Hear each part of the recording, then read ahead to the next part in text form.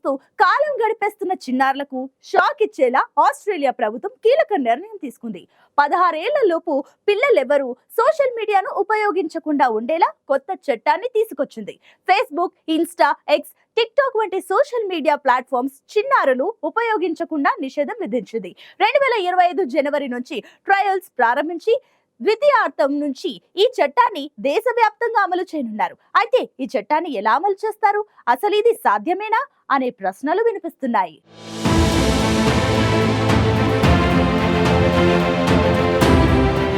ప్రస్తుతం ఎవరిని చూసినా 24 గంటలు చేతిలో సెల్ ఫోన్తోనే కూర్చుంటున్నారు. పడుకునే సమయంలోనూ సెల్ ఫోన్ చూస్తూనే నిద్రపోతున్నారు. ఈ సోషల్ మీడియా ప్రభావం చిన్నారులపై చాలా ఎక్కువగా చూపిస్తోంది.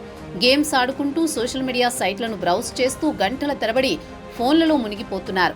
దీంతో వారికి శారీరక, మానసిక రుగ్మతలు ఎదురవుతున్నాయి.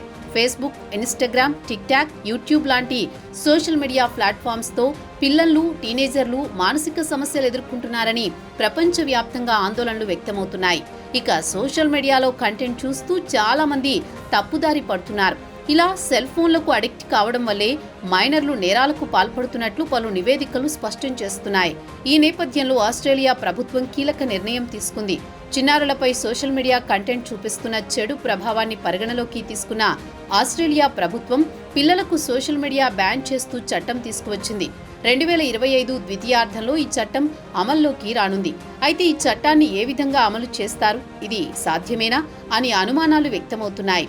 ఆస్ట్రేలియాలో ఇకపై 16 ఏళ్లలోపు పిల్లలు ఫేస్బుక్, ఇన్స్టాగ్రామ్, టిక్ టాక్ వంటి సోషల్ మీడియాను వినియోగించకుండా నిషేధం విధించనున్నారు.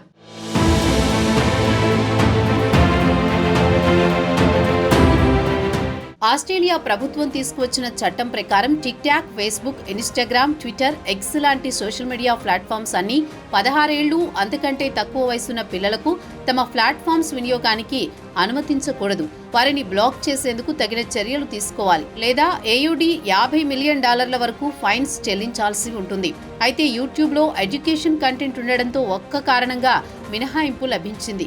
అయితే ఇంతవరకు ఈ చట్టాన్ని ఎలా అమలు చేస్తారనే విషయాన్ని మాత్రం వెల్లడించలేదు. దీనికోసం జనవరి నుంచి మార్చి 2025 వరకు ట్రయల్స్ చేపట్టనున్నారు. ఈ ట్రయల్స్ కోసం ఆస్ట్రేలియాలోని 1200 మంది ర్యాండమ్గా ఎంచుకుని వారితో ప్రయోగం చేస్తారు. ఆస్ట్రేలియా ప్రభుత్వానికి చెందిన ఎన్నికలు, డిఫెన్స్ ప్రాజెక్ట్స్ చేసిన అనుభవం ఉన్న KGR టెక్నాలజీ కంపెనీకి ఈ చట్టం అమలు చేసే బాధ్యతలు అప్పగించింది. దీనికోసం యూజర్ల నుంచి వారి ప్రైవేట్ డేటా తీసుకోకుండా వారి ప్రైవసీ, సెక్యూరిటీకి ప్రాధాన్యమిస్తూ వారికి సోషల్ మీడియా యాక్సెస్ ఇచ్చే మార్గాలను అన్వేషిస్తున్నట్లు KGR సంస్థ తెలిపింది. యూజర్ల బయోమెట్రిక్ డేటా ద్వారా వారి వయసు నిర్ధారణ చేసే ఆలోచనలో ఉన్నారు. ముఖ్యంగా యూజర్ తన వీడియో, సెల్ఫీ అప్లోడ్ చేయగానే అతని ముఖాన్ని టెక్నాలజీ ద్వారా పరిశీలిస్తారు. ఆ తర్వాత ఈ డేటా డిలీట్ అయిపోతుంది, లేదా పాస్పోర్ట్, బర్త్ సర్టిఫికేట్ వెరిఫికేషన్ ఒక థర్డ్ పార్టీ ద్వారా చేయిస్తారు. ఫేక్ డాక్యుమెంట్స్ లేదా వీడియో, సెల్ఫీలో మోసాలను నివారించడానికి ఈమెయిల్ వెరిఫికేషన్ కూడా చేపడతారని తెలుస్తోంది. ఈ ఏజ్ చెకింగ్ ప్రక్రియ కోసం బ్రిటిష్ కన్సల్టింగ్ కంపెనీ అయిన ఏజ్ చెక్ సర్టిఫికేషన్ స్కీమ్ కంపెనీకి బాధ్యతలు అప్పగించారు. ఏజ్ చెకింగ్ కోసం యూజర్ ఫ్రెండ్లీ టెక్నాలజీని ఉపయోగిస్తామని age check certification scheme company తెలిపింది.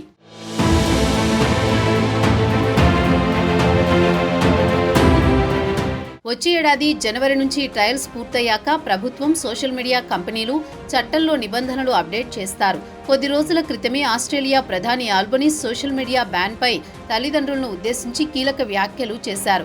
పిల్లలు భవిష్యత్తు కోసం ఆస్ట్రేలియా ప్రభుత్వం తీసుకురానున్న కొత్త నిషేధాన్ని అమలు చేయకపోతే ఆయా సంస్థలకు భారీగా జరిమానాలు విధిస్తామని ఆస్ట్రేలియా ప్రధాని హెచ్చరించారు. అందరూ తప్పనిసరిగా పిల్లలను సోషల్ మీడియా వినియోగానికి దూరంగా ఉంచాలని అభ్యర్థించిన ప్రధాని ఆల్బనీస్ ఈ నిర్ణయాలు పిల్లల తల్లిదండ్రుల కోసమే అన్నారు. ప్రతి ఒక్కరూ సోషల్ మీడియా కంటెంట్ వారి పిల్లలకు చూపెడుతున్న ప్రభావాన్ని గుర్తించాలని, వారిని చదువులు, ఆటలు, ఇతర వ్యాపకాల వైపు ప్రోత్సహించాలని కోరారు. ఈ మధ్య కాలంలో సోషల్ మీడియాలోని కంటెంట్లో ఎక్కువగా అసభ్యతను ప్రోత్సహించేవే ఉన్నాయన్న ఆస్ట్రేలియా ప్రధాని అర్ధనగ్నంగా ఉన్న యువతుల ప్రచార చిత్రాలు, పోస్టులు, వీడియోలు సాధారణమయ్యాయని ఆందోళన వ్యక్తం చేశారు. ఈ చట్టం అమల్లోకి వచ్చిన తర్వాత చట్టాన్ని సమర్థవంతంగా అమలు చేసేందుకు సోషల్ మీడియా సంస్థలకు ఏడాది సమయం ఇస్తామని, ఆ తర్వాత వాటి పనితీరును బట్టి నిర్ణయాలుంటాయని పేర్కొన్నారు.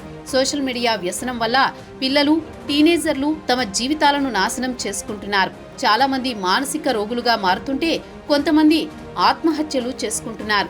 ఈ ఘటనలతో ప్రపంచ దేశాలు సోషల్ మీడియా వినియోగంపై ఆందోళన వ్యక్తం చేస్తున్నాయి. అమెరికాతో పాటు కొన్ని యూరోపియన్ దేశాలు పిల్లలకు సోషల్ మీడియా వినియోగంపై ఆంక్షలు విధించాయి.